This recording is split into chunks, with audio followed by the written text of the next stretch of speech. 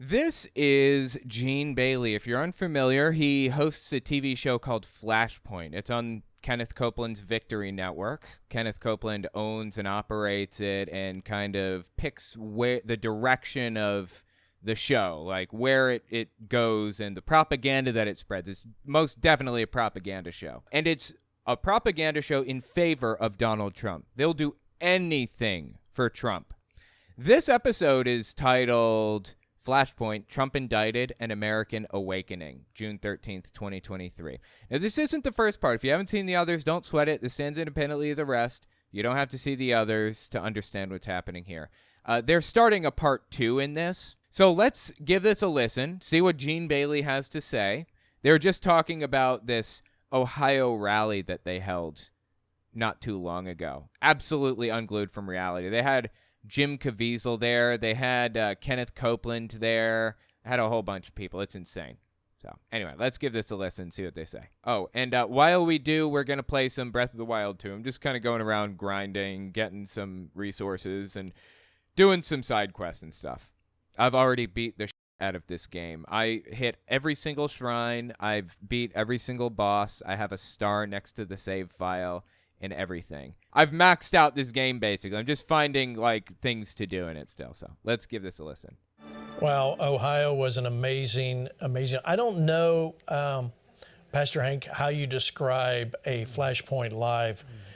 When you look at that video, I mean, you see so many different emotions going there. Everything from people getting baptized, people getting saved, people getting out of wheelchairs, people learning about their rights, learning about how to stand up. Wow, people getting out of wheelchairs, huh? If I remember correctly, the last time Kenneth Copeland tried to get somebody out of a wheelchair, it did not end well.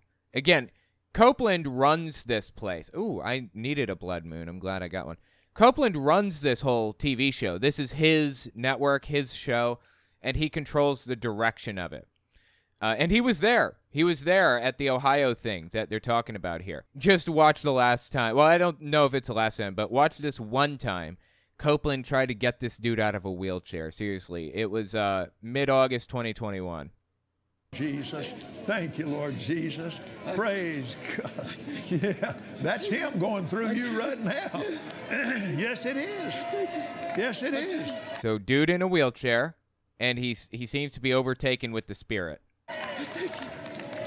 Glory to God. You're not bound to this chair. The day will come, you'll walk out of it. In the name of Jesus.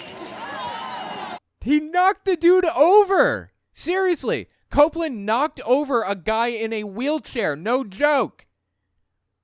This guy's shameless. I mean, Copeland, he just has no sense of shame whatsoever, does he? Thank you, Lord. Thank you, Lord. Thank you, Lord. Thank you, Lord. He probably knows that there's a lawsuit on its way right now. Thank you, Lord. Thank you, Lord. Thank you, Lord.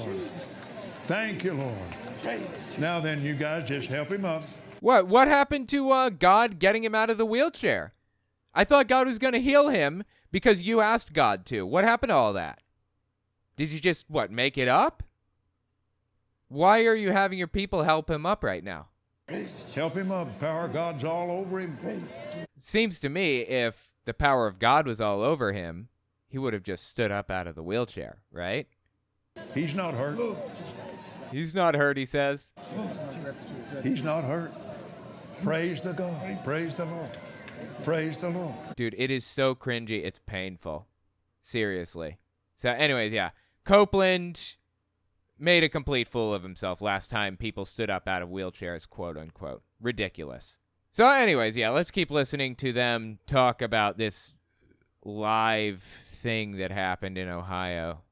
And then our time with our friend Jim Caviezel and Eduardo. And Caviezel was the actor who played Jesus in The Passion of the Christ. And the dude's unglued from reality. It's insane. He's a QAnoner.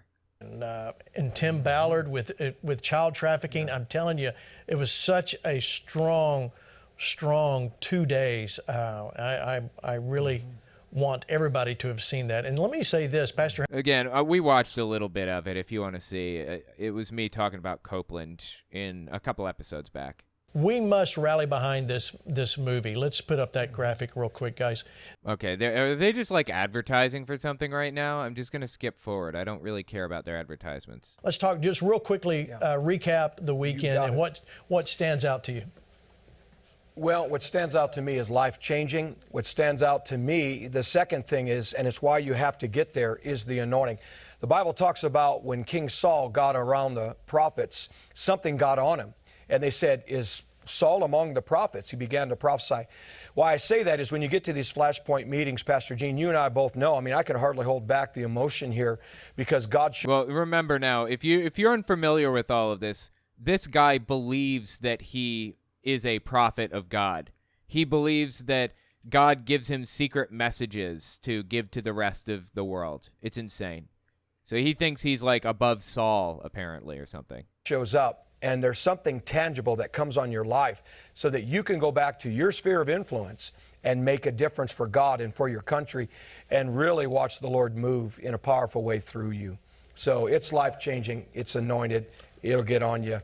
Yeah. It really will, the presence of God. It is. And so our next event's coming up in Fort Worth, July 30th. Let me tell you who's going to be there. Yeah, this is all still an advertisement. Just going to jump forward. I don't really care. Oh, God, they got Kirk Cameron on. Okay.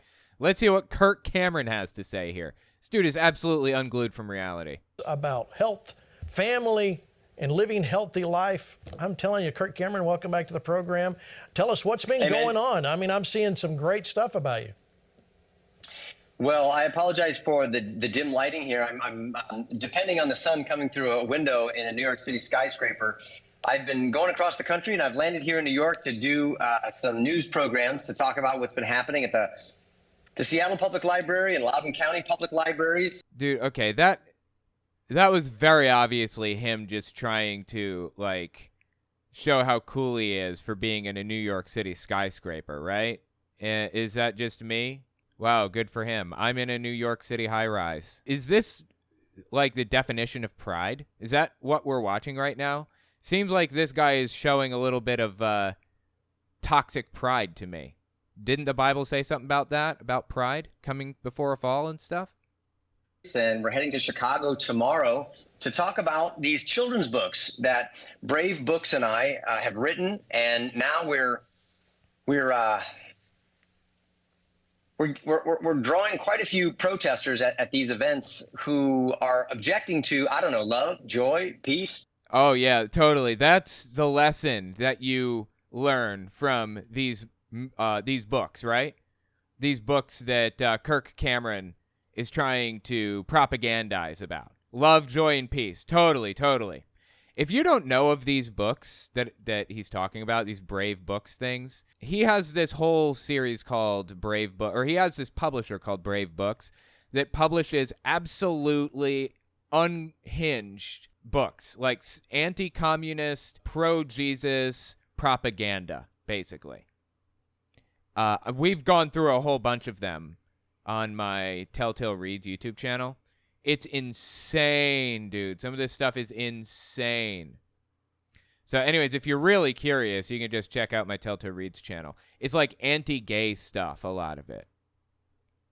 It doesn't teach love, joy, or peace. It teaches hate, actually. Patience, kindness, goodness, self-control, and now it's humility. We're in the middle of Pride Month, and my book is about humility. It's called... Right. That's why he talked about being in a New York City skyscraper, right? I mean, his lighting wasn't even bad. What is he talking about? Why did he even say that? It was simply to boast, right? To be prideful? Called Pride Comes Before the Fall. And it's coming at a perfect time where kids are being inundated with this idea that they should be full of pride. And of course, we know from the scriptures that pride is the pregnant mother that gives birth to every other form of evil. Right. So what he's saying is pride. He's talking about Pride Month. Another word for pride is proud. It's the root word for the word proud, I believe. So people are proud to be who they are. That's the point. And there's nothing wrong with being proud of who you are, in having pride in who you are, not feeling ashamed of it. That's the point here, really. But Kirk Cameron doesn't want people to be comfortable with who they are. He wants people to feel like garbage if they're gay. That's what it's all about for him. That's what it's always been about. So he's zeroing in on this whole pride thing to make a simple and straightforward point. You shouldn't be proud of who you are unless you love God, unless you're an evangelical extremist. Then you can be proud of who you are.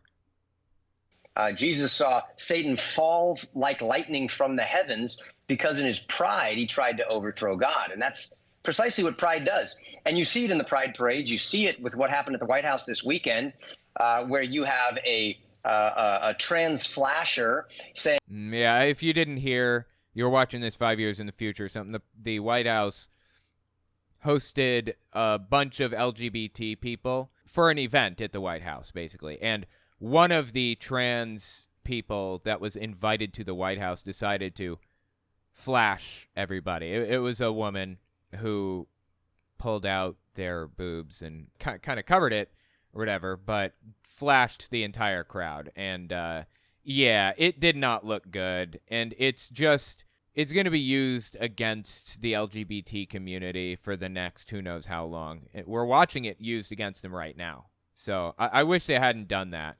The White House condemned it, says we don't believe in flashing people, that's wrong, and they won't be invited back, basically. You got to be above reproach because people are going to find anything to use against you. Don't give them ammunition, you know? That's the way I see it. Saying that they didn't think that they were being indecent or lewd at all, and that it's not illegal to do these things, and they're doing... Well, that's true. It's legal to be topless in D.C. doing it in front of children because... They didn't do it in front of children, I don't think. I don't even know what he's talking about. But either way, they shouldn't have flashed. I think they flashed, just kind of pulled their shirt up, and that was like the end of it, to my knowledge. Pride makes you think that you can determine morality, gender, and ultimately reality. So, well, you can determine morality. You are the ultimate arbiter of morality, your own morality. You have your own moral compass. Kirk Cameron believes that he gets his morals from the Bible. That's simply incorrect. He does not. He has an already existing moral compass that he uses Bible verses to fortify, to back up, to affirm. You don't get your moral compass from the Bible. It's impossible to, because the Bible has so many contradicting verses. It was written by dozens of authors across thousands of years that all had different opinions on the world and different positions, different varying levels of wealth and prestige and fame and everything. You can find any verse in the Bible to back up any moral position. So if Kirk Cameron thinks that he gets his morals from the Bible, he's mistaken. Well, I'm trying to push back where I can in the public libraries with kids and families, and they're coming out by the thousands. I think we're feeling the rumblings of revival in front of us. Yeah, let's show some pictures. You kind of walk us through that. This is, I believe, Loudon, Virginia, where you're there. Just kind of walk us through what you see there on the screen. Yeah, so these are the aisles of books in the library for those who were not even able to make it into the reading room. So we had about 800-900 people there. And so Kirk Cameron created this publishing company, Brave Books, that sponsored or that publishes these books. And these books are as extreme as it gets. It doesn't get more insane than this, more unglued from reality. They set out to hate the people around them, and these books affirm that hate, make it clear that communism is wrong, socialism is wrong, being gay is wrong, being trans is wrong. That's the point of these books. So anyways, he's well known for going to libraries and attempting to read the books there. Now, libraries are not obligated to host him if they don't want to. And many libraries have chosen not to host him. he's free to make his books available to the library, but they have no obligation to allow him to come in and read to people there. As a result, he lies about his numbers frequently. He lies about how many people showed up, depending on the message that he wants to spread. Does he want to make it out like he's being persecuted? Then he'll show pictures of people who were not allowed in because librarians don't want them to hold this event. Does he want to make it out like, these books are really popular and librarians love him? Then he'll claim to have like 900 people at this event or that event or whatever. I mean, it's a well-known fact that he has lied about his numbers. Whenever it's convenient, he'll lie about whatever, whenever is convenient. So don't trust even the pictures that he posts. I don't even know what these people are here for if this is true. Who were not even able to make it into the reading room. So we had about 900 people there, and they're just waiting to get in. And it's so cool. They're not throwing stuff, burning stuff. They're not rioting. These are people who love God, love their family, and love this country. Right. Because Trump supporters have never chucked stuff, burned stuff, or committed like property damage or anything. There's no major event that I can think of that was extremely publicized where they, say tried to overthrow the U.S. government, went to federal prison for attempting to commit sedition or for committing sedition. Yeah, I can't think of a single instance of that happening. Why would they be upset or rioting or whatever in this situation? They're just trying to get into a reading room. What are you even talking about? And they end up singing God Bless America and praying while they wait. I'm telling My God, dude, this is painful. you, a renaissance of first principles and the Judeo-Christian faith and moral standard are what can revive America, and people know it. Okay, there is no Judeo-Christian moral standard. That's a fabricated term, first of all, that was made up to link Christianity to Judaism when it's convenient, and when it's convenient only. And as I said, the moral standard that these people supposedly cling to is not endorsed by the Bible. Well, I guess it is endorsed by the Bible, because every moral position is endorsed by the Bible.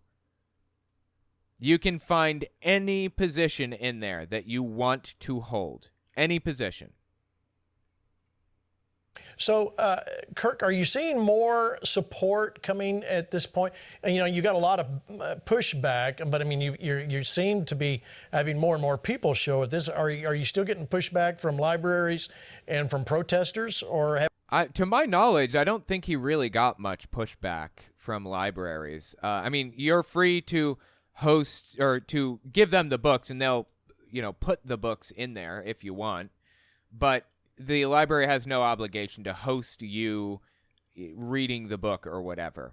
And he pretends to be a victim because the library doesn't want to pay to accommodate him. He just acts like a victim constantly. Have we kind of crossed over? Sure. The left's not playing, right? I mean, they're in this to win this. And for so many decades, the church has just not had a ground game. We've had a heaven game, and many have simply sat on their couch watching the news with their face in their hands, crying in their Chick-fil-A soup, waiting for the rapture. It's the exact opposite of what he's describing right now. Churches have notoriously organized to kind of radicalize people, make them more extreme. And the left isn't doing that. The left is just living life and trying to work on activism on the ground or whatever. They're not radicalizing people. And that leads to like a kind of a disparity between different groups of people. They are doing this thing and the other side isn't. And it leads to a very, very, very, very far right, but a moderate left. Well, I'm not saying we should be radicalizing. I don't think we should. I'm just saying that's what the system has led to, the system that's currently set up. we're really serious about this Great Commission, and we believe Jesus when he prayed, may your kingdom come and your will be done on earth as it is in heaven, and that he was given all authority both in heaven and on earth and the keys to the kingdom. And he said, go disciple the nations. Right, Then we need to develop a ground game, get into the marketplace, and apply the word of God not only to our hearts and our homes, but to our churches, the marketplace, and civil government. And that is what I see happening. And civil government.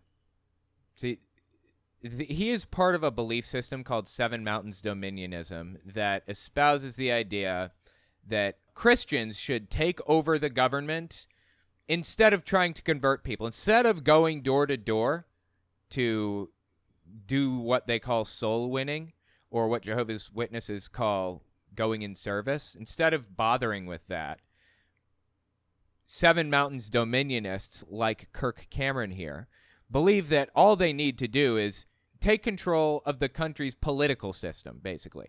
They need to get their people at the top of government, of the military, of the economic system. There are 7 areas of society they want to get their people to the top of.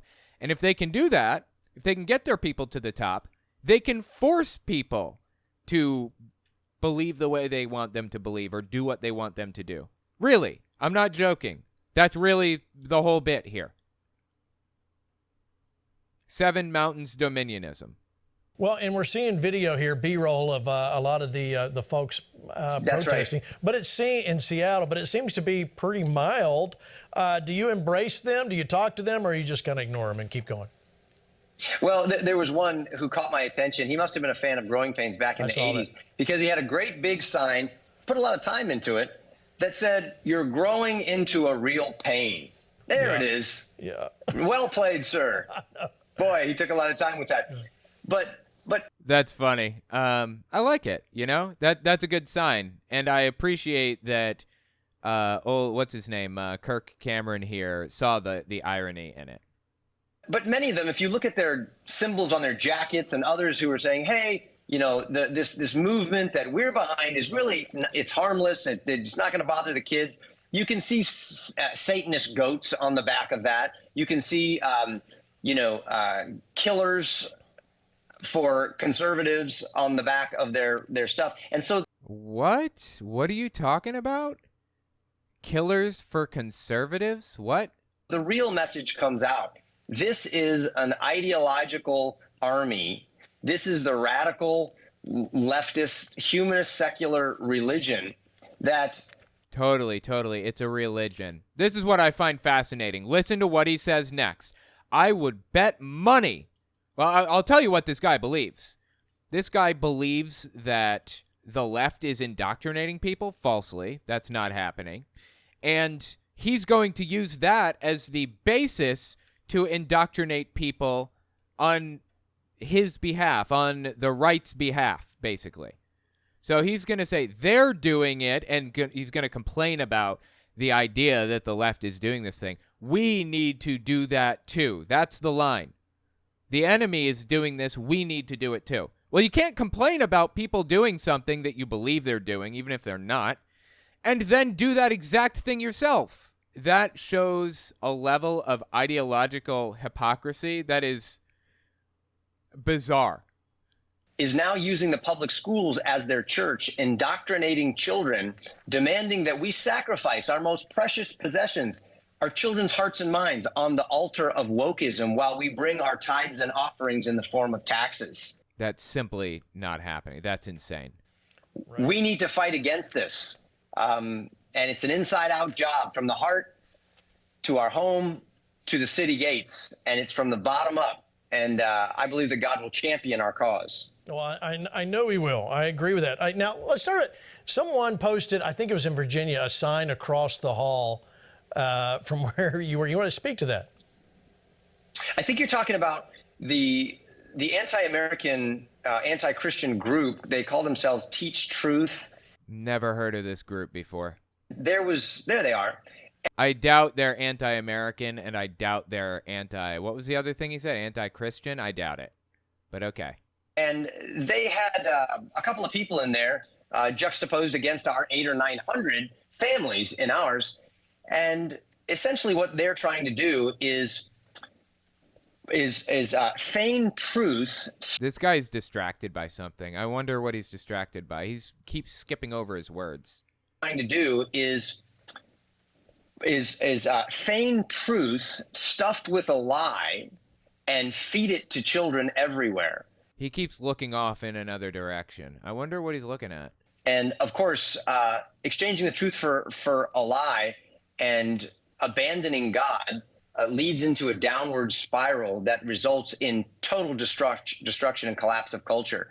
So that's why I'm thankful for you, for Flashpoint, and everybody at these meetings, because you're getting off the defense onto the offense. Right. You're getting out of the stands into the arena and making a difference. All right, so ladies and gentlemen, go get Kirk's new book, bravebooks.us. We'll probably be reading that on my Telltale Reads YouTube channel. That's really interesting. And see, Pride Comes Before a Fall. Pride Comes Before a Fall. So it's an anti-LGBT book. These people are psychotic, dude. I'm telling you. They have problems, honestly. You want to make sure you get that. I want to get your opinions here, Kirk, along with the rest of the team here tonight. Look at this, what happened in Wisconsin County.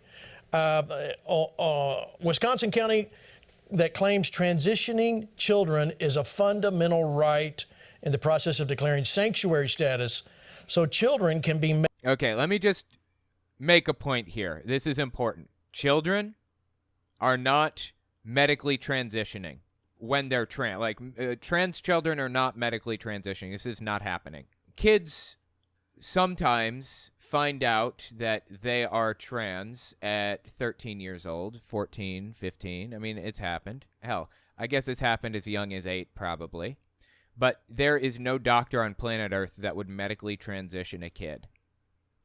Now, when people say, like Flashpoint, when people like Flashpoint say children are transitioning, what they actually mean is minors, people under 18. Apparently, statistics on this are pretty difficult to find because they're not really tracked. But the New York Times did their own independent study, and here's what they came up with. This is from the New York Times, quote, "There are no official statistics on how many minors receive top surgeries each year in the U.S. The New York Times surveyed leading pediatric gender clinics across the country. 11 clinics said they carried out a total of 203 procedures on minors in 2021, and many reported long wait lists.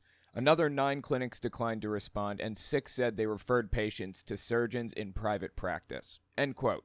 That's top surgeries, not bottom surgeries. You are not legally allowed anywhere, and haven't been this entire time for decades and decades, to have bottom surgery if you're under 18. Top surgery is reserved for people between 15 and 18. At the absolute earliest, there was somebody that was 14 years old who had top surgery. On the other hand, a total of 30,246 nose jobs were performed on patients aged 13 to 19 in 2015. Hard to find statistics on this type of stuff, but that's the one we've got. 30,246 as opposed to 203 top surgeries on people that are 15 to 18. 1 on somebody that was 14. 0 bottom surgeries. This problem is overblown and taken completely out of context. To my knowledge, 0 bottom surgeries on any minors, 18 or younger, in the entire history of the United States ever. This problem is non-existent. This does not happen for children. It happens for minors, technically, I suppose, but not children. And that's a fact that these people are desperate to hide from you. Desperate to convince you is not true. Process of declaring sanctuary status so children can be medically transitioned without parental consent. Dane County, which includes Wisconsin state capital Madison, is set to vote on the resolution declaring sanctuary for trans and non-binary individuals. The County Board of Supervisors claimed it was illegal violence. This is what just is amazing to me. Rick, I'm going to come to you first out of there. Right. So the problem here is that the right keeps chipping away little by little, chipping away at people's rights. Just little things here and there, right? Like making it illegal for kids under, say, 12 years old to medically transition. hey, I agree with that. They shouldn't be getting physical alterations. They shouldn't be getting surgeries under 12 years old. Agreed. But chipping away at people's rights little by little was the whole point. I mean, just look at what Ron DeSantis did in Florida. He says we shouldn't be teaching children in kindergarten about sex ed. Well, no one was doing that. So he bans it, right? Writes this whole bill banning people from teaching kindergartners sex ed. Okay, that's something I can agree with, I suppose. I mean, I think like the Don't Say Gay bill is more complex than just not teaching them sex ed. I don't remember exactly what was in it. Except then he expanded it to 12th grade. That's what they do. They get a wedge in by passing bills everybody can agree with. 12-year-olds should not receive, they shouldn't get anything cut off, right? And then they expand it up to people older than that, 18, 21, 26. Hell, let's ban it entirely. We already have the template built out here for 12-year-olds. You're not allowed to, 12-year-olds are not allowed to medically transition. Let's just expand that out to everybody. That's the problem. When they chip away like this, it leads to full-blown persecution every time. They are building out premises upon which they can persecute people. So I'm not in favor of 8 to 12-year-olds getting bottom surgery. Obviously, nobody is. That wasn't happening before. But I'm also opposed to legislation that prevents people from getting any kind of trans-affirming surgery, because it's just one more method of chipping away at people's rights little by little. For trans and non-binary individuals, the County Board of Supervisors claimed it was illegal violence. This is what just is amazing to me. Rick, I'm going to come to you first out there. Claimed it was legal violence to oppose putting children on hormones and puberty blockers, and vigorously opposes measures to prevent child transitioning. Rick? So, yeah, I hope I've thoroughly explained why this is all just a ploy to hurt people around them, right? I mean, that should be obvious to everybody now. Talk to me. What do you think? Well, it goes back to what John said in the first segment, that truth is actually love, that what they're doing is hate. But if you don't know truth, we know that the truth will set you free, but you got to know truth for the truth to set you free. And if we're not out there teaching the truth, which is what Kirk is doing by teaching humility instead of pride, if we're not doing that, then people don't hear the truth. We're hating them by not doing that. So true love is speaking the truth about these evil things. Dude, this guy makes no sense every time I hear him talk. And actually going out and being brave enough to share that with people in the community, and being strong enough to do it in a way where you know the history, you know the science, you're able to speak to this well. It's what Kirk's doing in these libraries all over the country. I can't help but think, Gene, about that judge in Judges 11, I never say his name right, Jephthah, well, however you say his name. Jephthah. Anyway, whenever the Ammonites said, oh, you stole our land, he knew the history, and he was able to turn around and give them all the history from the decades before. We have... Okay, I don't remember that part of the Bible. I know Jephthah, but whatever. All right, go on. To be like that. We have to be equipped to engage in this battle. Kirk's right. The left has been at it, scratching and clawing for decades. We've got to go into this equipped. I love what Brave Books is doing with Kirk, but John had it right in the first segment to exactly what you just showed. Truth is love. We got to stop being afraid to speak the truth to people. That's truly loving them. Like I said, the whole idea, the premise, the plan for these people is pretty straightforward.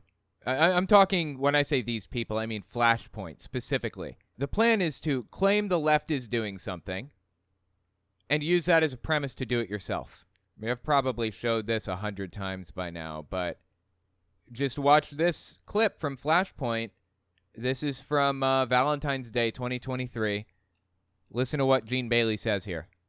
When we look back on Hitler went for the youth. The enemy always goes for the youth. We must take up arms and go for our youth. You're seeing this, right? He claims the enemy, quote unquote, is doing this thing and uses that as a premise to do it himself. of the truth and of godly principles. But I want you to speak to that and what you're doing there. Yeah, anyway, that's the relevant part. We need to do it. The enemy is doing it. We need to do it. He almost reaches self-awareness and realizes that he is the enemy.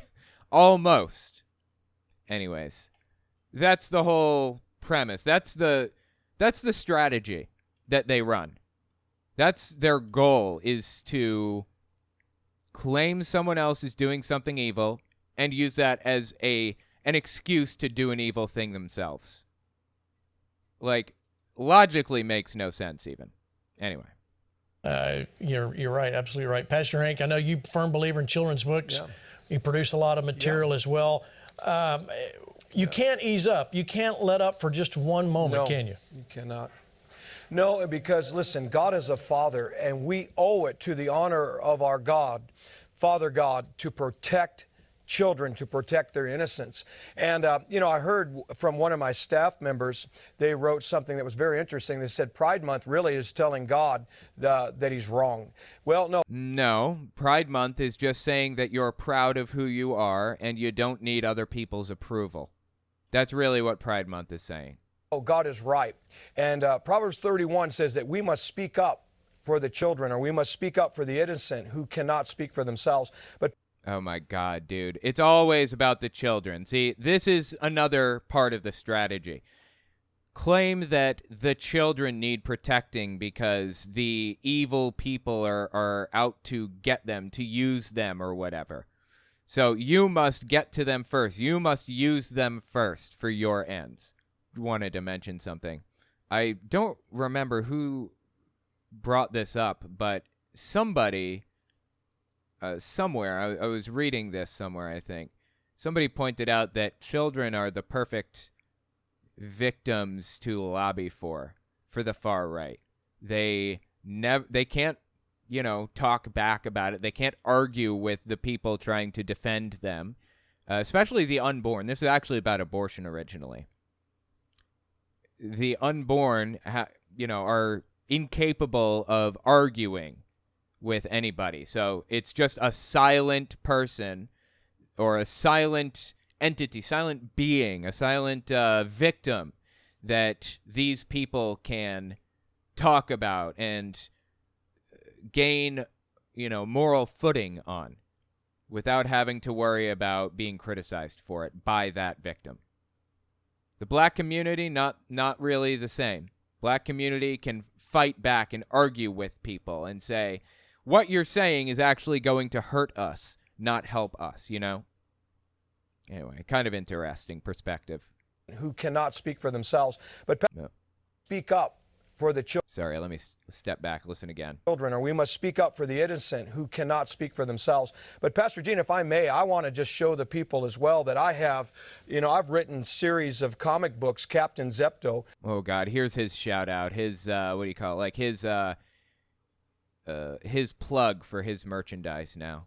I've covered Zepto on my main channel, actually. Just go to my main channel and search Zepto. It's kind of interesting. And it's really laughing, good laughter, good wholesome. This is my other one, Mutsvi and Milo. And the reason that God had me write these things is because children need to have something pure handed to them. And I thank God for people like Kirk that is really leading the charge out there, and others, that we're going to protect our children. And I want to lastly say this. The Lord did say when he was prophesying about how this sexual exploiting of children would come, and it would be at this level. He said if we would... Okay, so he says that God said this was going to happen or whatever. That's simply not true. Hank Kunneman claimed that he received a message from God, I don't know, a couple of years ago about children being exploited, and then claimed that, that message is straight from God, like a new Bible verse. He believes that he's like a new prophet. Seriously, insane. Keep pushing for our children and protecting their innocence. There would come a sexual revolution in reverse, and I believe we're going to see that in our country. And lastly, I want to just... Wait, a sexual revolution in reverse? What does that mean exactly? Does that mean an asexual revolution where everybody is like non-sexual now? What a weird thing to say. Say this last thing. Genesis 19, two angels came down to Sodom and Gomorrah, and the men of the city wanted to those angels. And you know what Lot did? He was ready to hand his children over to the pressure of their violence, their threats, and their perversion. And the angel had to grab him and pull him back in and say, "What are you doing?" and get him back in. And that's what we have to do. We have to pull. I'm sorry. What? I don't feel like it happened exactly like this, but all right. Back against this culture and don't allow them to have our kids and our families. We're going to win this battle. We are going to win this battle. What a bizarre way to frame this whole thing. And so I want to encourage all you grandparents, parents, maybe you don't have kids, go get Hank's stuff, go get Brave Books, all the stuff there. It's good for you to have a library there at your house for when the grandkids come to visit, they need to read some good books. Do it. Challenge you to do that and get involved. But I want to go, John Amanchukwu, you've been very quiet. You're so reserved tonight. I think this is his first time being on the show, and he didn't want to step in and interrupt somebody or something when it wasn't his turn to talk. That's my guess. Salem Warren, thank you so much. More proof is Boebert's husband being a child herder, DeSantis making Florida have more control over its citizens, Marjorie Taylor Greene working with Nazis, and Ted Cruz downplaying Uvalde. F me, these people need to be tried for sedition. Yeah, 100%. You're absolutely right. Every time somebody brings up Boebert and her husband, I just want to point something out, okay? Apparently, the night that Lauren Boebert met her husband, I think they're divorcing now, the night that she met him, it was at a bowling alley, and he whipped his junk out and showed it to the other 16-year-old girls that were there, I believe. Dude was, older, and he whipped his stuff out to show to the people around him. One of those people that he showed it to was Lauren Boebert. And the cops show up, and they charge him with a crime, and she was a witness against him in that whole situation, that whole whatever. So I always, every time this comes up, I always show this one picture. I always say this is an artist's recreation of the events where Lauren Boebert met her husband, the events that took place that night when they met. Okay. Anyways, all right, let's keep listening to Flashpoint. Need to know, does this bother you at all what they're doing to our children? Oh, it like someone is going to say, no, it doesn't bother me. This doesn't happen, though, FYI. This is a completely made-up problem. This is not going on. People are not taking advantage of our children like this or whatever. They're desperately trying to make it out as though the left is taking advantage of children because they're an easy victim, right? They're somebody who can't fight back for against somebody advocating for them. They can claim anything, even though it's not happening, about children. And they're not, engaged in this. They have no idea what's going on, so they can't act as a distinct political group to argue against it. There is no group of children out there, activist children, that, run a company. They're not even allowed to run a company that's out there writing demands and stuff like that. That's why they say this stuff, because these victims can't fight back against their narrative. Yes, it does. Yes, it does. It should bother everyone. I travel the country speaking at school boards, addressing the issues of woke theory and gender theory and queer theory. Here's a book right here that's in many schools around the country. It's called The Ultimate LGBTQ Guide for Teens. Here's another one. It's called Jack of Hearts. And yeah, I don't know what any of this is about. I don't know anything about these books, if they're real or fake or what. I wouldn't put it past them to completely make stuff up about them. But guess what? Teenagers know that they're gay. You probably know you're gay by the age of 8. When you're in elementary school and you've got a bunch of girlfriends or your friend has a bunch of girlfriends and you're not interested in having girlfriends, you're looking at the boys around. You realize that you're gay at that point. It makes sense for kids to have access to this stuff. Should it be pushed on them? No, absolutely not. I wouldn't mind having it included in sex ed, but it should be made available to them at the very least. First of all, being gay or finding out that you're gay is not inherently sexual. When you see a husband and a wife kiss outside, like, you know, they just kiss real quick and then they part ways, one's going to get ice cream for the kids or something, you're not thinking that's sexual. You're just thinking, oh, well, they kissed. I guess they're together. That's it. That's what you're thinking. But on that note, exposing kids to sexual things is scarring for them, damaging to them on a logarithmic scale. At 15, it starts being less scarring, and it goes down as they get older. 18, 19, 20, it's less scarring for them to be exposed to sexual stuff on a logarithmic scale. So kids should never, minors, anybody under 18 should never, ever be exposed to anything sexual, ever. But if they go in search of it, it's less damaging. If, a teen finds out they're gay and wants to read about other people that are gay, they should be allowed to. Again, being gay is not sexual, but just taking their arguments, let's just take their arguments with it. Teens should be able to read about being gay, and it shouldn't be a problem, is my point. But these people want to make sure people are not allowed, these teenagers are not allowed access to this stuff. Why? Because they want to make it less normalized. They want to make it more difficult for people to come out as gay in the future. Emily Neptune, romantic attraction and sexual attraction are different. Yeah, absolutely. You're absolutely correct. 100% on that one. And other parts. This book glorifies homosexual sex. And this book... No, again, as Emily Neptune said, romantic attraction and sexual attraction are different. Is that what the book does? Does it talk about gay, like actual people sleeping together? Or does it just talk about being gay, period? They conflate the two things. Parts. This book glorifies homosexual sex. And this book was in a school district in Asheville. It's called It's Perfectly Normal. This book is not soft porn, it's hardcore porn. Okay, does he know what that word means, hardcore? I don't think he does. Also, look, if it was hardcore, I don't want that stuff, available to children. Obviously, nobody does.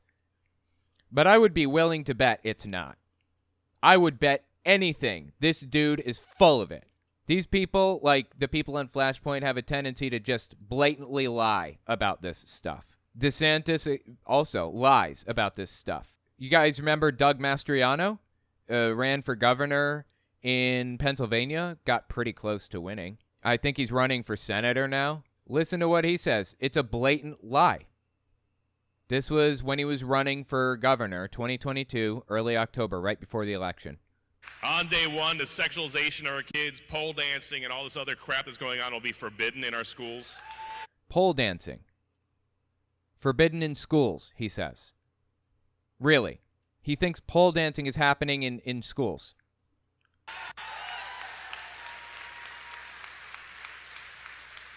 On day one, all the pornographic books that are in elementary schools will be pulled out. There are no books like that in elementary schools. And I cannot believe that he doesn't know that. I refuse to believe that he's not fully aware of what he's doing. He graduated from a military academy. I forget exactly what it was that he graduated from, but it was something to do with propaganda, I think. He knows what he's doing.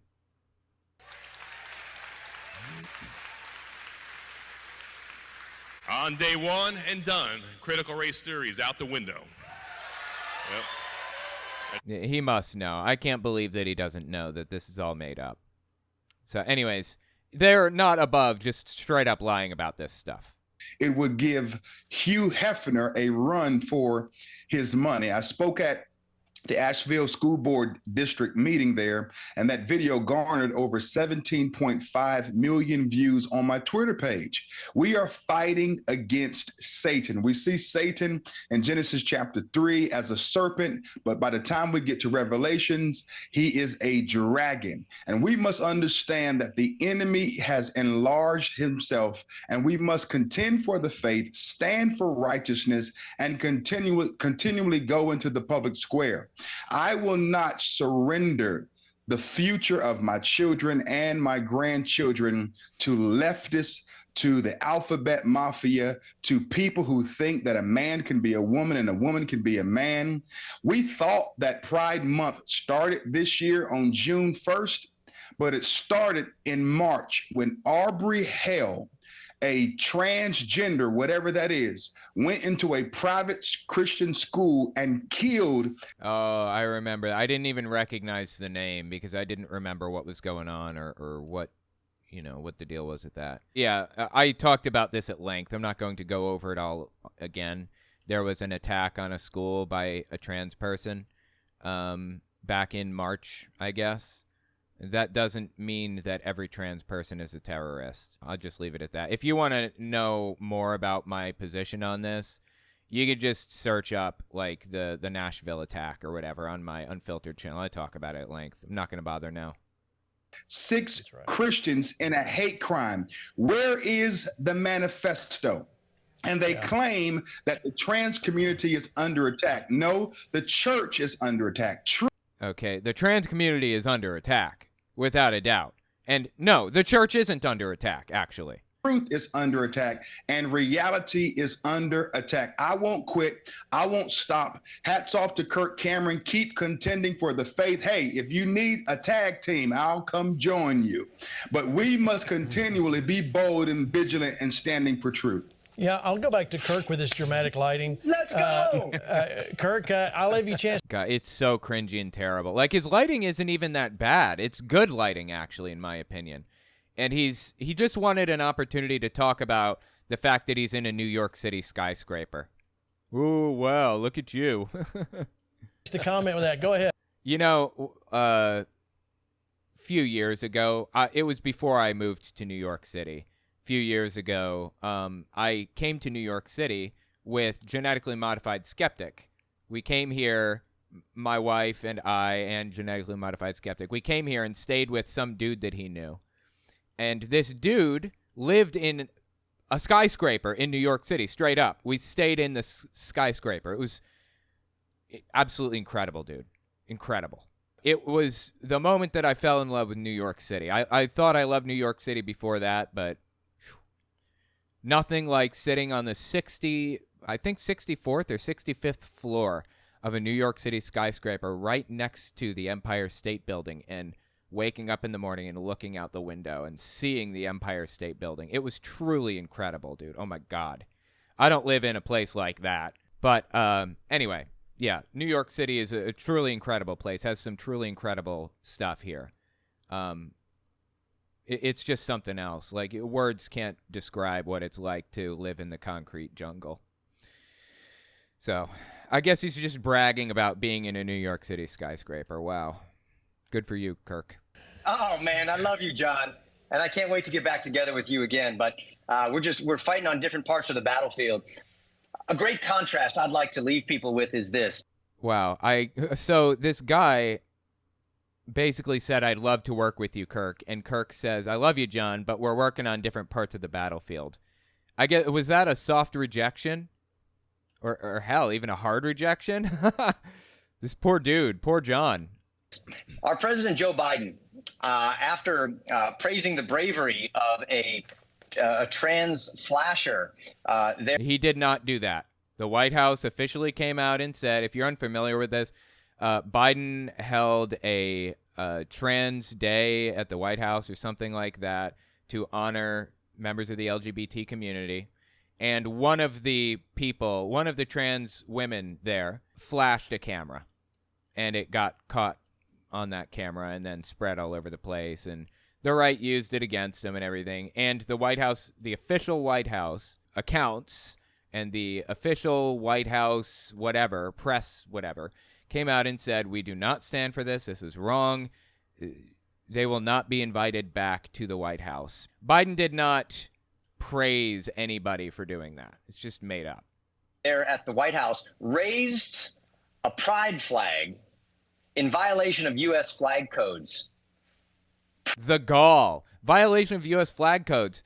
Who isn't this the same guy that like wears American flag hats and like shirts and jackets and stuff? Suddenly he cares about the flag code. Pride is the base of all giant mistakes. It all focuses on self. George Washington, our first president, raised the opposite flag. He raised a humility flag. He did. As commander-in-chief of the Continental Army in Dude, what the hell is he talking about? 1775, he raised the flag of humility. And on it had the words, an appeal to heaven, a humble declaration of our dependence upon God. These people make stuff up all the time about the early days of the country. Don't trust a word out of their mouth. I would not be surprised at all to find out that he was lying about this whole thing. So just walk into this skeptical. God. And that proves that the United States of America is a nation that was built on humility, not on pride. And if we... Dude, I'm telling you, Kirk Cameron is distracted by something. You got a TV going on in the background there, Kirk? Is that what's happening? What are you watching? He can't be watching out his window. There's nothing to see except for a beautiful view. I mean, there aren't cars driving by. There isn't somebody, like, waving in his window or anything. You can't get up that high. So what's he looking at? Does he have, like, his wife standing there, like, doing a dance or something in the background? We want to save her. We need to replace the pride flag with that original humility flag. And I'm on board to be a part of doing that. Amen. Well, we applaud you. And we're going to have to get you at a Flashpoint event. Kirk, would you come? No pressure. There's only a few people watching. Hey, I'm just waiting for an invitation. All right, you got it. All right, guys, there you go. Kirk says he'll come. All right, let me show you what's happening. Tomorrow is Flag Day, June 14th. And look at what's going on in Virginia. Look at they've replaced. Wait, it's Flag Day on June 14th? I actually did not know that. This isn't a federal holiday, is it? The flags you and I come to love, the American flag.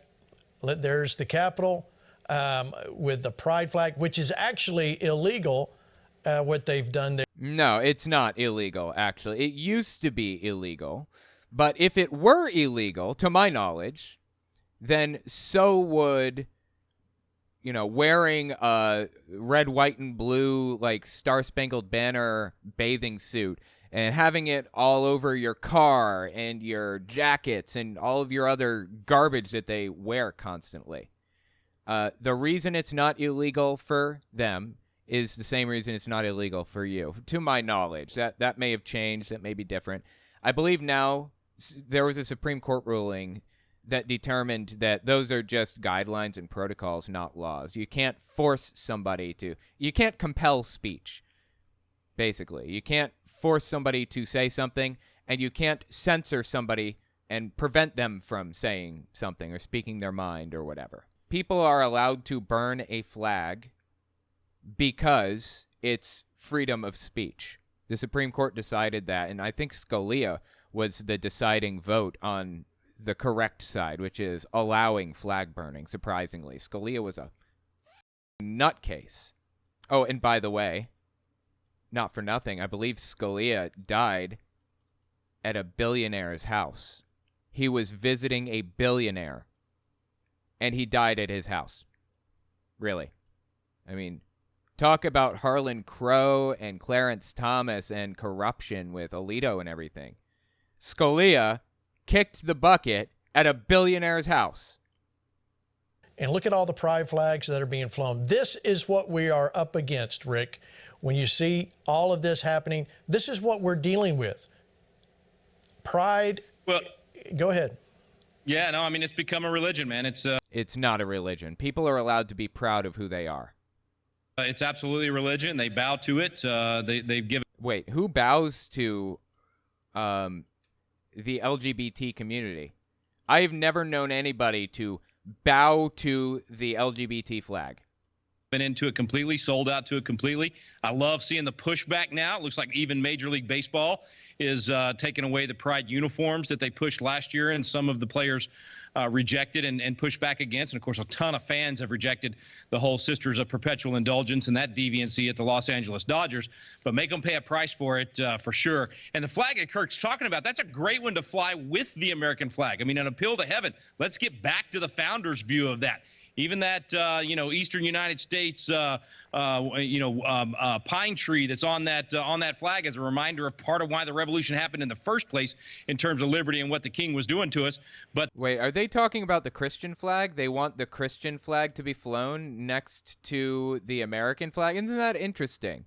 So it's not about flag code or about, disrespect to this or that or whatever. It was always about what they wanted, and their beliefs and positions on things are incongruent with each other.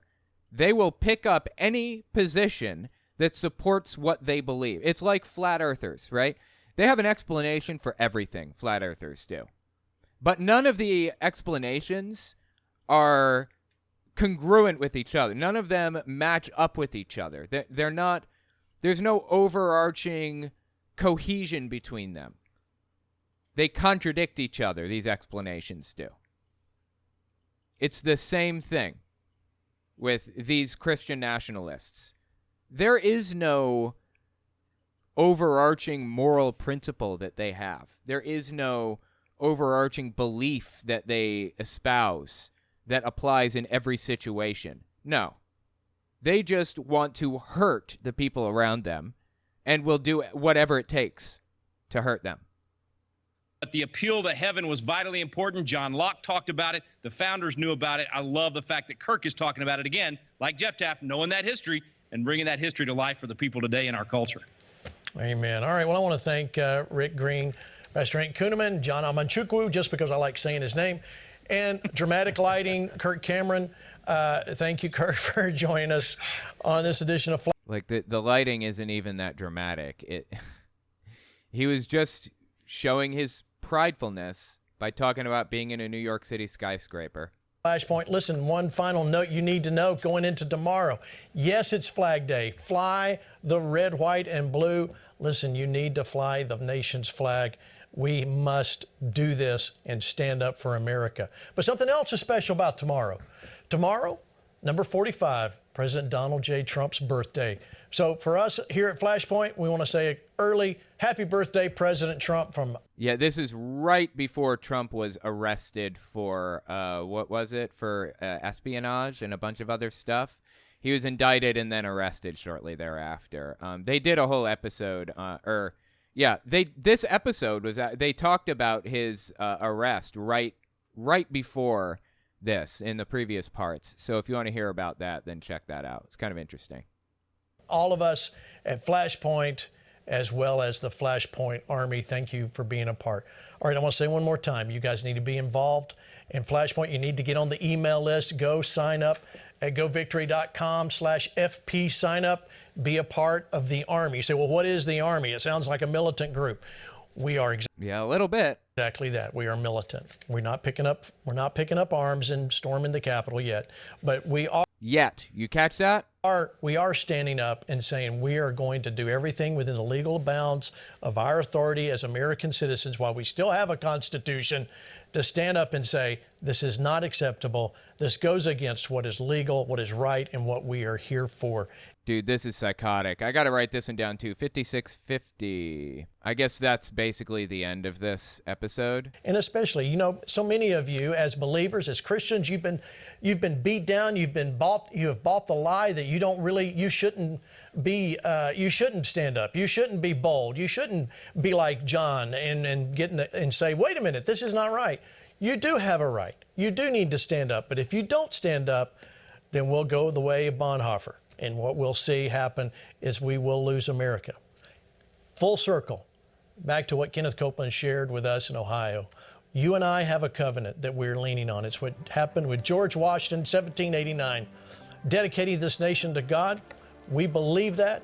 And when we said we'll be his people, that's a covenant. A covenant is a promise, and it's a holy promise, and we're going to call that. But that does not mean you don't stand up. You and I, we must stand up. We must be right, true. Okay, yeah, that's basically the end. Anyways, yeah, let me know what you think about it in the comments. I just wanted to mention the reason why this is so fascinating to me, what he's saying here. We are militant. We are ready to fight, blah, blah, blah. There's this thing called the Black Robe Regiment, right? And I'll just describe it the way that these people right here on this show describe it. The Black Robe Regiment was this, according to them, this group of people, the group of pastors back in the 1700s who were militarizing their churches, giving them guns, giving them training, teaching them how to fight in a war, basically, and then sending them out to fight the British for American independence, the Black Robe Regiment. Only, as it turns out, that's completely made up. Black Robe Regiment as a term didn't even exist until the 1990s. There's a Black Regiment, which is a group of black people from Massachusetts who fought for independence. But there is no Black Robe Regiment. As it turns out, David Barton fabricated the name, made it up entirely, came up with the term Black Robe Regiment and made it all up. But that's what they reach for now on Flashpoint. That we just heard them talk about it. That's what they want. They want, pastors to militarize their churches, give them weapons and teach them how to use them to create an army. They're trying to create sleeper cells. Seriously. Anyway, let me know what you think about these people. I think they are disconnected from reality in just weird and disturbing ways.